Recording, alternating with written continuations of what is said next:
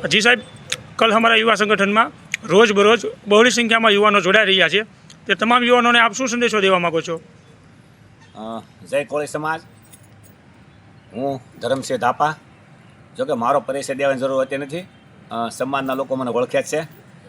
બધા મિત્રો મજામાં છે એવું માની લઉં છું।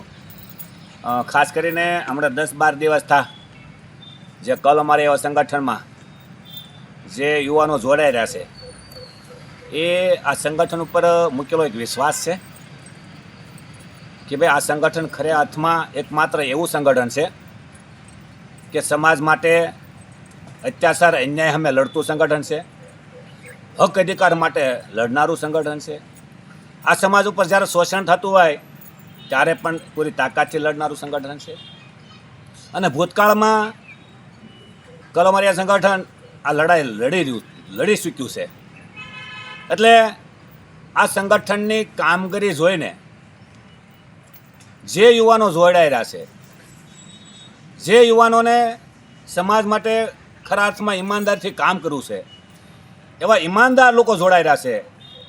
એવા તમામ યોદ્ધાઓને ધરમસિંહ ધાપા હૃદયથી ખૂબ ખૂબ અભિનંદન આપે છે। તો કલ અમારે એવું સંગઠન એકમાત્ર ગુજરાતમાં કોળી સમાજનું એવું સંગઠન છે કે સ્વતંત્ર આઝાદ સંગઠન છે, કોઈના ડર રાખ્યા વિના કામ કરે છે। આ સંગઠન કોઈ પક્ષનું પીઠું દલાલ સંગઠન નથી। આ સંગઠનના એક પણ કાર્યકર્તા કોઈથી બીતો નથી, કારણ કે સત્યની વાત લઈ નીકળ્યો છે અને સત્યની લડાઈ લડવા નીકળ્યો છે। જે દીકરાઓ ભણી રહ્યા છે એની નોકરીઓ આ કોંગ્રેસ, ભાજપને, આમ આદમી પાર્ટીના વાણિયા બ્રાહ્મણો ખાઈ રહ્યા છે।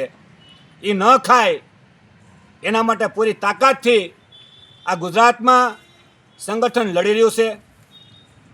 હું ગુજરાતના તમામ કોળીના યુવાનોને કહેવા માગું છું કે તમે એવા સંગઠનમાં જોડાઓ કે જે સંગઠન કોંગ્રેસ કે ભાજપ કે આમ આદમી પાર્ટીના વાણિયા બ્રાહ્મણનું પીઠું દલાલ સંગઠન ન હોય એવા સંગઠનમાં જોડાઓ કે એના મગજમાં એકલું કોળી હોવું જોઈએ, નહીં કે કોંગ્રેસ ભાજપની ગંદકી ભરેલી હોવી જોઈએ, નહીં આમ આદમી પાર્ટીની ગંદકી હોવી જોઈએ। કારણ કે જે કોંગ્રેસ, ભાજપ કે આમ આદમી પાર્ટીમાં કામ કરતો હોય છે ને એ કોઈ દિવસ સમાજના અધિકારો માટે અવાજ નહીં ઉઠાવતો હોય। મારા 52 વર્ષ થયા છે। 52 વર્ષમાં કોળી સમાજના લાખો લોકોએ મત આપ્યા અને ગુજરાતમાં કોંગ્રેસની સરકારમાં બેહાર્યા, ભાજપની સરકારમાં બેહાર્યા, પણ એક પણ મરદનો દીકરો વિધાનસભામાં એમ નથી બોલી ક્યાં કે અમારા 35% કોળીના કલેક્ટરો ક્યાં ખવાઈ ગયા। બાબા સાહેબે સંવિધાનમાં તો લખ્યું કે જેની વસ્તી એટલો નોકરીમાં, શિક્ષણમાં ભાગ 346 આર્ટિકલ મુજબ તો કોળી સમાજની વસ્તી 35% છે, તો 35% સમાજના કલેક્ટરો, જજ, ડીએસપી, મામલતદાર આ કોણ ખાઈ ગયું? એક પણ મરદનો દીકરો વિધાનસભામાં અવાજ નથી ઉઠાવી શકતા।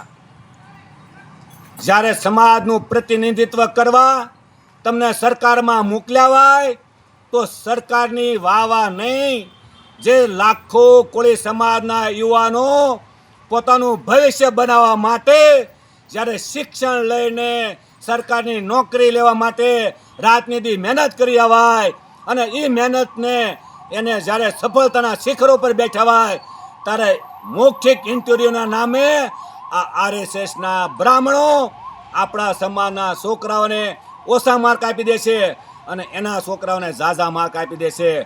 તો આ લડાઈ આખા ગુજરાતમાં એકમાત્ર કોળી સમાજનું સંગઠન કલ અમારા યુવા સંગઠન લડી રહ્યું છે।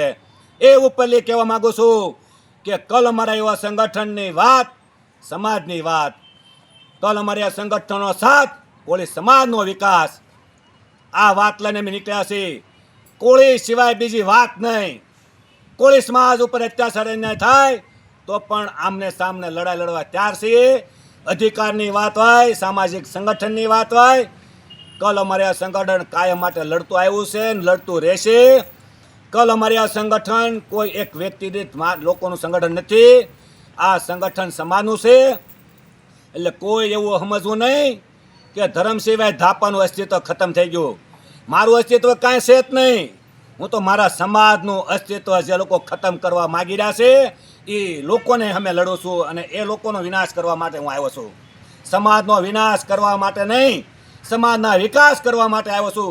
અને સમાજનો વિકાસ ત્યારે થાય કે સરકારી વિભાગમાં મારો કોળી સમાજનો કલેક્ટર બેઠો હોય, ડીએસપી બેઠો હોય, એસપી આઈજી બેઠો હોય, તાને કોળી સમાજનો વિકાસ હોય કહેવાય. સમાજનો વિનાશ કરનારા લોકો હારે કામ કરીએ તો આપણે ગદ્દારમાં નામ આવશે. જ્યારે આ સમાજનો ઇતિહાસ લખાશે, કલ અમારા એવા સંગઠનનો ઇતિહાસ લખાશે, તાને ખબર પડશે કે સમાજની માટે ક્રાંતિકારી યોદ્ધાઓ કોણ હતા અને ગદ્દારો અને દલાલો કોણ હતા. ઇતિહાસ લખાશે તને ખબર પડશે. એટલે મારી વાતથી તમને કહેવા માગું છું કે હાથાઓ અને સમસાઓ બનીને કલ અમારે એવા સંગઠનને યુવાનોને માનસિક તોડવાનું કોશિશ ન કરતા.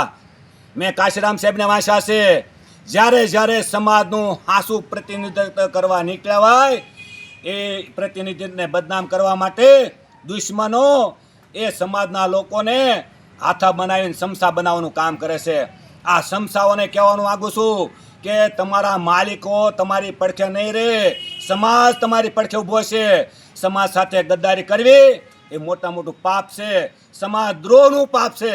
સમાજ દ્રોહી છીએ આપણે કે સમાજનું જ્યાં સત્યના જાતું હોય એ વાણિયા બ્રાહ્મણને હારે ખોળે બેહીને આપણે પેટ ભરવાની રાજનીતિ કર્યા હોય, આ સમાજના ગળે પડવાની વાત છે.